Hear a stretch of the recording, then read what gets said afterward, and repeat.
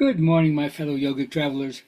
I'm mighty glad to be alive today, and I hope that you are too as we continue to live, laugh, love, learn, linger, and live the life we love.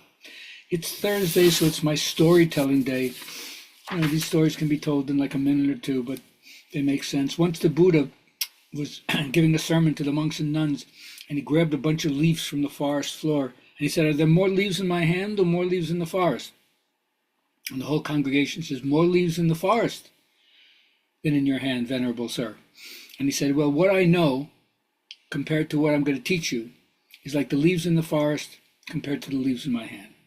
But still, just what's in my hand is enough to get you on the path and prevent you from experiencing unnecessary suffering and misery." So get started in yoga. That's what I'm telling everybody. Or whatever your yoga is. I never try to limit it to the Eastern philosophy. What brings you to harmony? What brings you to union? All right, so now, for my friends who are the journaling people or elevating the conversation, what excites you the most about the world? I know there's a lot of things that we could point to. I like to say, what's wrong is always available. But there are things that makes life worthwhile, miraculous, unbelievable. Let me know what excites you about the world. Think about it yourself. Discuss it with a friend, or let me know and I'll pong it back to you. All right. Now, my understanding of mythology is, number one, it gives weight to your private wounds. Otherwise, you live a provisional life, just getting by. But once you understand what it is to put yourself in accord with nature, there is such a thing that comes up and talks to us. It's the powers of nature. And it reminds us to do the thing that has to be done and offer it into the fire of your own spiritual life. And continue to interpret what sacrifice means.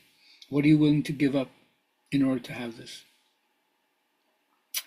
Now, my teacher tries to remind us that one of the definitions of yoga is yoga samatva. Yoga is balance. So how do you feel the flow of intelligence in each pose, from the center to the periphery and from the periphery back toward the core?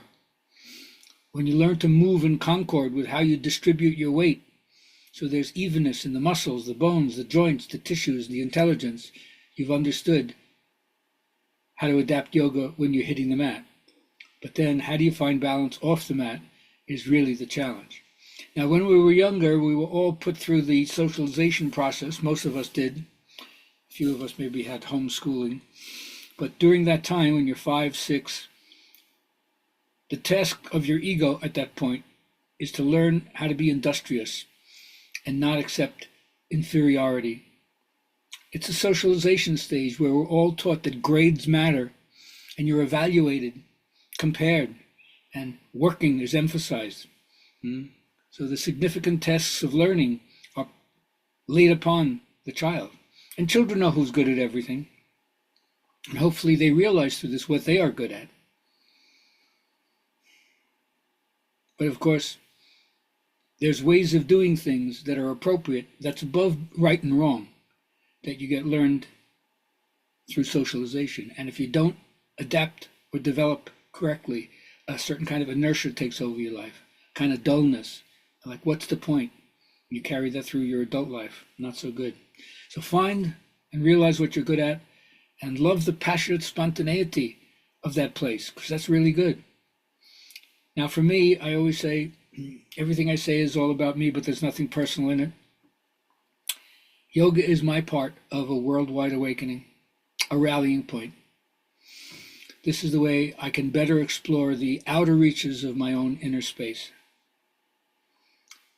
And although things might look bleak from one perspective, it's the end of the beginning of our species, instead of the beginning of the end of our species. So remember that. I'm an Aquarian. There's a lot of things that won't happen until another 100 years in the precession of the equinoxes. But hang in there, do your best, pass on the legacy as you can. And remember, spirit is stronger than electricity, more powerful than high explosives. It's unlimited, it's inexhaustible. Draw upon it. Permit its power to take care of you. It'll take your whole life into its care if you surrender. So remember this little affirmation. My dominant intent is to look for and find what is healthy in life. My dominant intent is to look for and find what is healthy in life. Still have one space open for the Mexico vacation, February 21st to 28th, half hour south of Cancun on the Mayan Riviera. Contact me if it's something that interests you. Otherwise, have a great day.